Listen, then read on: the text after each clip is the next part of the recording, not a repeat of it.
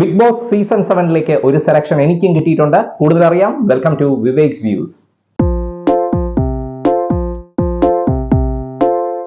Big boss എന്നൊരു പ്രോഗ്രാമിനെതിരെ ഭയങ്കര വിമർശനമാണ് സമൂഹത്തിന്റെ നാനാ തട്ടുകളിൽ നിന്നും വരുന്നത്.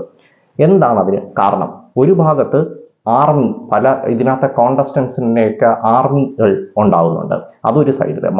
മറ്റൊരു സൈഡിലാണെങ്കിൽ ലാലേട്ടനെതിരെ വരെ വലിയ വിമർശനമാണ് ഉണ്ടാകുന്നത്. ഇവന് വേറെ പണിയില്ല, ഇത്തരത്തിലുള്ള പ്രോഗ്രാമൊക്കെ നടത്താൻ പോകാൻ, അഭിനയിച്ച് കടന്നാൽ പോരെ, ഇങ്ങനെയൊക്കെയുള്ള കാര്യങ്ങളാണ് ബിഗ് ബോസിനെതിരെ വരുന്നത്. അപ്പോൾ എന്താണ് ഇത്രയും വിമർശിക്കപ്പെടാനുള്ളത് എന്നറിയാൻ വേണ്ടിയാണ് ഞാൻ ആദ്യമായിട്ട് ബിഗ് ബോസ് കണ്ടു തുടങ്ങുന്നത്. അങ്ങനെ ബിഗ് ബോസ് കണ്ട ശേഷം ഇത്തവണ അതിൻ്റെ ഒരു സെലക്ഷൻ പ്രോസസ്സ് ഉണ്ടായിരുന്നു. അതിൻ്റെ സെലക്ഷൻ പ്രോസസ്സ് എന്ന് പറയുന്നത് എല്ലാ തവണയും ഉള്ളതാണ്, പക്ഷേ എല്ലാ തവണയും എനിക്കറിയില്ല. ആദ്യമായിട്ടാണ് ഞാൻ സെലക്ഷൻ പ്രോസസ്സ് കാണുന്നത്. കോമണറിനുള്ള സെലക്ഷൻ പ്രോസസ്സ് അതെങ്ങനെയായിരുന്നു വെച്ചാൽ, മൈജിയുമായിട്ടാണെന്ന് തോന്നുന്നവർക്ക് ഇപ്പോൾ ടൈപ്പ്. അങ്ങനെ കേരളത്തിലുള്ള പല മൈജി ഷോറൂമുകളുണ്ട്. ഈ ഷോറൂമിൽ ബിഗ് ബോസിൻ്റെ ഒരു വലിയ പെട്ടി വെച്ചിട്ടുണ്ട്. നമ്മൾ മൈജി ഷോറൂമിൽ പോയി ഈ പെട്ടിക്കകത്ത് കയറി നിന്ന് ഒരു സെൽഫ് ഇൻട്രൊഡക്ഷൻ വീഡിയോ എടുക്കണം. 3 മിനിറ്റുള്ള സെൽഫ് ഇൻട്രൊഡക്ഷൻ വീഡിയോ. അപ്പോൾ ഞാനും അങ്ങനെ ഒരു സെൽഫ് ഇൻട്രൊഡക്ഷൻ വീഡിയോ എടുത്തിട്ടുണ്ട്. ആ വീഡിയോ നിങ്ങളിലേക്ക് കാണിക്കാം. നമസ്കാരം ബിഗ് ബോസ്. ഞാനിപ്പോൾ ഈ ഒരു വീഡിയോ ഒരു സെൽഫി ആയിട്ടാണ് എടുക്കുന്നത്. അതിൻ്റെ റീസൺ എന്ന് പറഞ്ഞു കഴിഞ്ഞാൽ എൻ്റെ ഒരു പ്രത്യേകതയാണ്. എനിക്ക് ഫ്രണ്ട്സേ ഇല്ല, സിംഗിളാണ്, കംപ്ലീറ്റ്ലി എല്ലാ അർത്ഥത്തിലും സിംഗിളാണ്. അപ്പോൾ എനിക്ക് ഫ്രണ്ട്സ് ഇല്ലാത്തതിൻ്റെ റീസണും എൻ്റെ കുറച്ച് പ്രത്യേകതകൾ കൊണ്ട് തന്നെയാണ്. ഒന്നാമതായിട്ട് ഞാനൊരു എത്തീസ്റ്റാണ്, അതായത് ഞാനൊരു ദൈവവിശ്വാസിയല്ല. അതായത് വിശ്വാസി അല്ലാത്തതിൻ്റെ കാരണം ദൈവത്തിൽ വിശ്വസിക്കത്തക്ക കാരണങ്ങളൊന്നും എനിക്ക് കിട്ടിയിട്ടില്ല, അതുകൊണ്ട് തന്നെയാണ്. പിന്നെ വേറെയും ഒരു പ്രത്യേകതയുണ്ട്, ഞാനൊരു മൈസോഗമിസ്റ്റാണ്.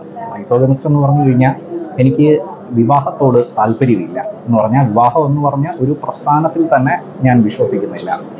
അതിൻ്റെ റീസൺ എന്ന് പറഞ്ഞു കഴിഞ്ഞാൽ, ഇവിടെ നാട്ടിലെ എല്ലാ പ്രശ്നങ്ങൾക്കും ഉത്തരവാദിത്വം ഈ വിവാഹത്തിനാണ്, കല്യാണത്തിനാണ് എന്നാണ് ഞാൻ കരുതുന്നത്.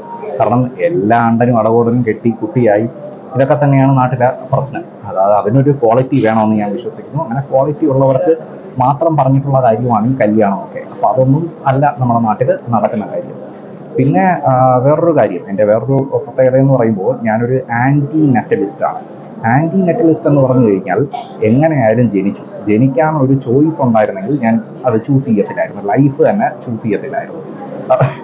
അപ്പോൾ ഈ കഷ്ടപ്പെട്ട് ജനിച്ചത് കൊണ്ട് ഇവിടെ ജീവിച്ചേ പറ്റൂ, അങ്ങനെ ജീവിച്ചേ പറ്റൂ എന്നുള്ളത് കൊണ്ട് തന്നെ കഷ്ടപ്പെട്ട് അങ്ങ് ജീവിക്കുന്നു. അതിൻ്റെ ഇടയിൽ ബിഗ് ബോസ് പോലുള്ള സംഭവങ്ങളാണ് എന്തെങ്കിലുമൊക്കെ ഒരു വെറൈറ്റി കൊണ്ടുവരുന്നത്. ഈ കഷ്ടപ്പെട്ട ജീവിതത്തിൻ്റെ ഇടയിൽ ഒരു കുളിർക്കാറ്റ്, അല്ലെങ്കിൽ മരുഭൂമിയിലൊരു മഴ എന്ന് പറയുന്ന പോലെ. പിന്നെ എൻ്റെ ലൈഫിലെ അച്ചീവ്മെൻറ്റിനെ കുറിച്ച് പറയുകയാണെന്നുണ്ടെങ്കിൽ, ഞാൻ ചെയ്ത ഒരു വെറൈറ്റി സംഭവം എന്ന് പറയുന്നത്, ഞാനൊരു ഭാരത പര്യടനം പൂർത്തിയാക്കിയിട്ടുണ്ട്.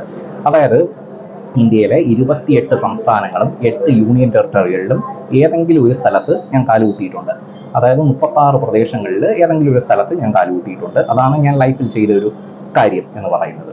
പിന്നെ അല്ലാതെ എൻ്റെ വളരെ പേഴ്സണൽ ഡീറ്റെയിൽസ് പറയുകയാണെന്നുണ്ടെങ്കിൽ, പേര് ഓൾറെഡി പറഞ്ഞു, വിവേക് പട്ടത്താനം. അപ്പം വെറും വിവേക് പട്ടത്താനമല്ല, ഈ ഭാരത പര്യടനം പൂർത്തിയാക്കിയതിന് എനിക്കൊരു ഓണററി ഡോക്ടറേറ്റ് കിട്ടിയിട്ടുണ്ട്. അപ്പം ഞാൻ ഡോക്ടർ വിവേക് പട്ടത്താനമാണ്. എൻ്റെ സ്ഥലം കൊല്ലം പട്ടത്താനം എന്നാണ്. പിന്നെ വീട്ടിൽ അമ്മയും അച്ഛനും ചേച്ചിയും ആണുള്ളത്. പിന്നെ എൻ്റെ ഹോബീസ് എന്ന് പറയുമ്പോഴത്തേക്ക് ക്രിക്കറ്റ് ഇഷ്ടമാണ്, ട്രാവലിംഗ് ഈ പറഞ്ഞ പോലെ ഇഷ്ടമാണ്. അതല്ലാതെ ഇഷ്ടം ക്രിക്കറ്റാണ്. പിന്നെ ഞാനൊരു ജോബ് ഫ്രീലാൻസ് സ്പോക്കൺ ഇംഗ്ലീഷ് ട്രെയിനറാണ്. പക്ഷേ കുറേ നാൾ ചെയ്ത് ഇപ്പം അടുത്തു. ഇപ്പം ഞാൻ ഇങ്ങനെ എന്തെങ്കിലും വെറൈറ്റി ഉള്ളതായിട്ടുള്ള സംഭവങ്ങൾ ചെയ്യണമെന്നാണ്. വെറൈറ്റി ആയിട്ടുള്ള എന്ത് കിട്ടിയാലും ഞാനത് വിടാറില്ല. അങ്ങനെ എക്സ്പ്ലോർ ചെയ്യണം, ലൈഫ് എക്സ്പ്ലോർ ചെയ്യണമെന്നാണ് എൻ്റെ ഒരു ആഗ്രഹം. അല്ല, ഒരു 10 to 5 ജോബ് എനിക്ക് പറ്റത്തില്ല. അപ്പോൾ ഇതൊക്കെ കേട്ടിട്ട് ബിഗ് ബോസിന് എന്നെ കാണണമെന്ന് ആഗ്രഹം തോന്നുന്നുണ്ടെങ്കിൽ ഉറപ്പായിട്ടും ഞാൻ എത്തുന്നതായിരിക്കും. See you at somewhere. ഇതാണ് എൻ്റെ വീഡിയോ. അപ്പോൾ ഈ video first round selection test പാസ്സായിട്ടുണ്ട്. അപ്പോൾ ബാക്കി ഡീറ്റെയിൽസ്, സെക്കൻഡ് റൗണ്ട് എങ്ങനെയൊക്കെയാണ് ഇവർ എടുക്കുന്നത് എന്നൊക്കെയുള്ള വിശേഷങ്ങൾ ഞാൻ നിങ്ങളുമായിട്ട് അടുത്ത വീഡിയോയിൽ പങ്കുവയ്ക്കാം. മാത്രമല്ല, ഈ വീഡിയോയെക്കുറിച്ചുള്ള ബിഗ് ബോസ് സെലക്ഷൻ വിട്ടേക്കു, ഈ വീഡിയോയിൽ ഞാൻ പറഞ്ഞ കാര്യങ്ങളെല്ലാം തികച്ചും എൻ്റെ പേഴ്സണൽ കാര്യങ്ങൾ തന്നെയാണ്.